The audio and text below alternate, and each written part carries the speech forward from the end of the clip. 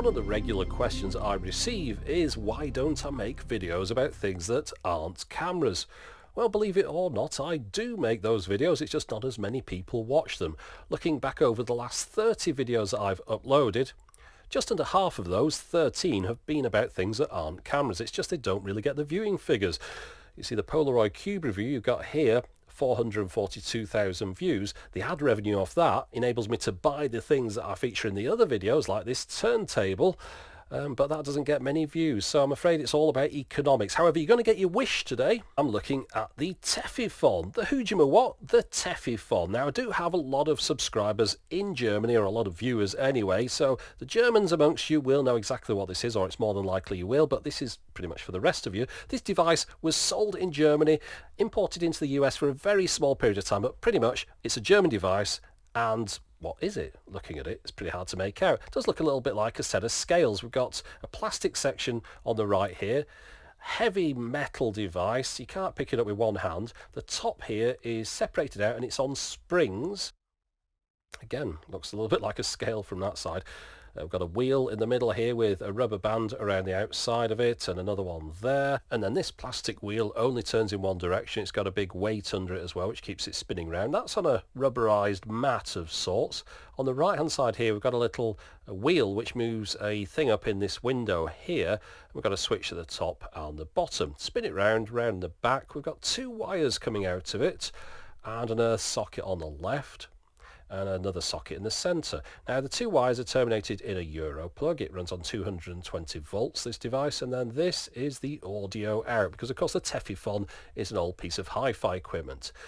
The plug, easy enough to convert that into the UK one. I can just plug that straight in the wall, but this thing, that's not going to plug into my hi-fi, so I'm going to have to take that apart to get the wires out of it. I couldn't find any kind of converter sockets. Can't even find out what that kind of plug's called, to be honest. Simple enough though to take it apart. I'm going to wire it up to one of these RCA phono jack type things. It's a mono device, the Tefifon, so I've wired those together there, soldered it on. Pretty simple. I might do a better wiring job than that later on, but that was just to get it up and running. Now these are Tefifon cartridges. I suppose they're called cartridges, I'm not too sure. They're called Tefis. And we'll just get one out of its slipcase here, cardboard slipcase, slides out like that. As you can see, quite a chunky thing. It's got a label here to tell you what's on it, and on the side also as well at the bottom there, notice it says 19 centimeters a second. That's how fast it runs at. It's a tape type device, played by engaging a wheel in this cog here, and that little notch keeps it in position on that rubber mat that you saw earlier. All my cartridges are 60 minutes in length, other than one which is 70 minutes. These are the smaller size. They do a larger size one which holds up to 4 hours worth of music.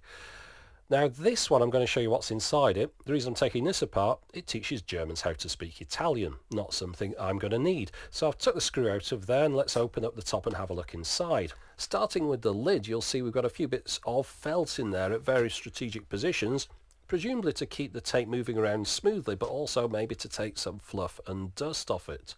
I'll explain why that will be important in a second. Now the tape comes out of the centre here, goes around the outside, comes outside the cartridge, and then back on the outside with a spool again. I'll pull a little bit out here so you can see it a bit more clearly. Now, if you've ever taken apart an 8-track cartridge, this mechanism will look very familiar to you. And if you haven't, then why not look at my 8-track video, which I'll point to now. I'll put a link up at the top of the screen. There we go, there. So if you want to look at the 8-track video, it's up there. But the amazing thing about the Tefi cartridges is they're not magnetic tape. This is plastic tape with a groove etched all the way around it from the top to the bottom of that tape. I suppose the nearest point of reference for most people would be a flexi disc that they used to give away in magazines many years ago. Imagine one of those stretched out over a very long piece of tape. I'll thread it into the machine here, put the cartridge on at the left, turn on the power. You can see the wheel moves around and starts pulling the tape from the top to the bottom. Engage the stylus by putting that down. It dampens this mechanism in on the tape here, and the stylus moves on and starts playing at the top and moves its way down to the bottom.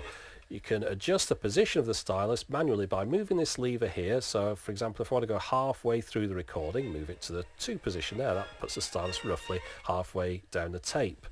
3, 3/4 and 4 right at the end. So that's quite a useful way to jump to different tracks that are on this cartridge. Now I'll take the top off this, the plastic top off, so you can get a bit more of an idea as to how this operates inside. It's quite easy, just remove these two screws off the top. And there we go. This thing's in lovely condition, by the way, absolutely gorgeous. It's like museum quality. I'm very lucky to got hold of this. Anyway, turn on the power. You see it spinning around there. Engage the stylus.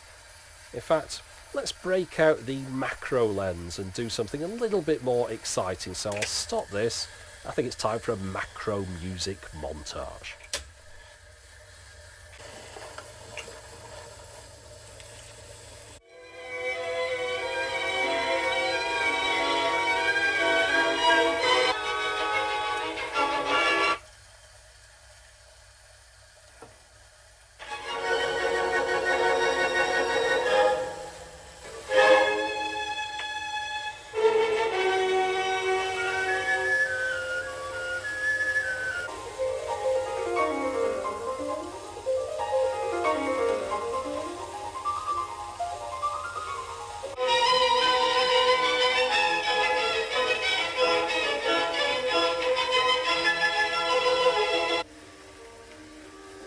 Finally, justification for getting that macro lens. Now on the back of the device you'll have seen this socket, and that's got a plug that goes into it here, and that's attached to quite a long wire, and on the other end of that wire is this.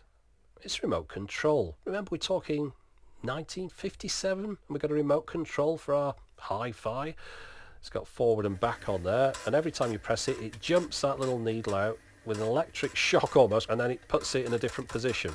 So you can sit back in your chair and jump forward and back at semi-random intervals through the music that you're listening to.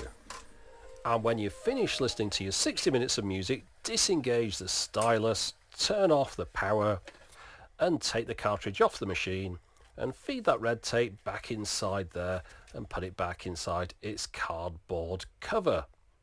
Now these are all the different Tefis that I've got, a bit of a random selection that came with the machine. I really like that logo, by the way. I love logos that describe pretty much what the company does or how it operates.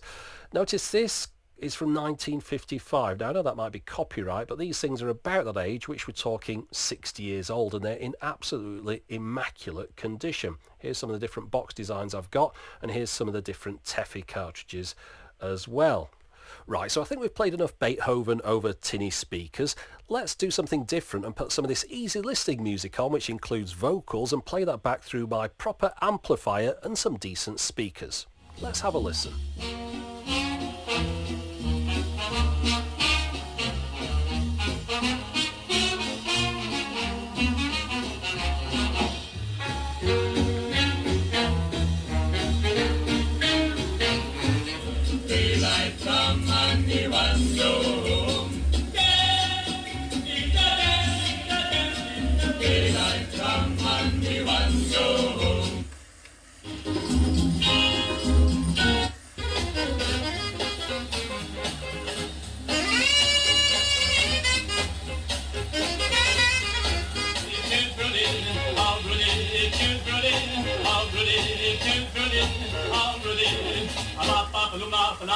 In the bar, side blue, und war verliebt im Nu.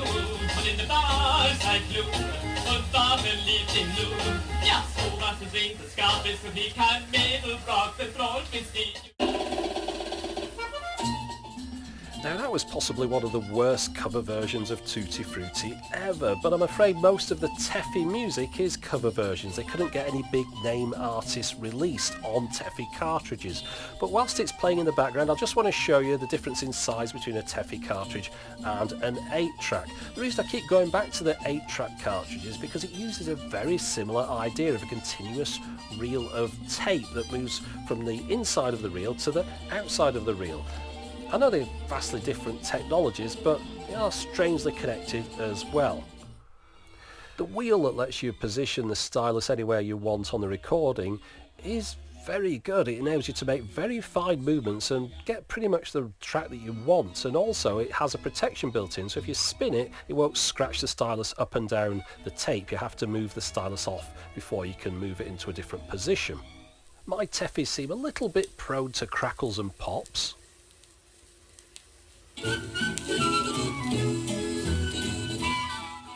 But But then I've got to remember that these recordings are getting on for almost 60 years old, and they definitely sound an awful lot better than a 78 RPM record would do. They don't sound as good as a 33, they're a little bit harsh, a little bit thinner. You have to adjust the bass up a little bit to give them a richer sound, but still there's a lot of entertainment to be had from listening to this old machine.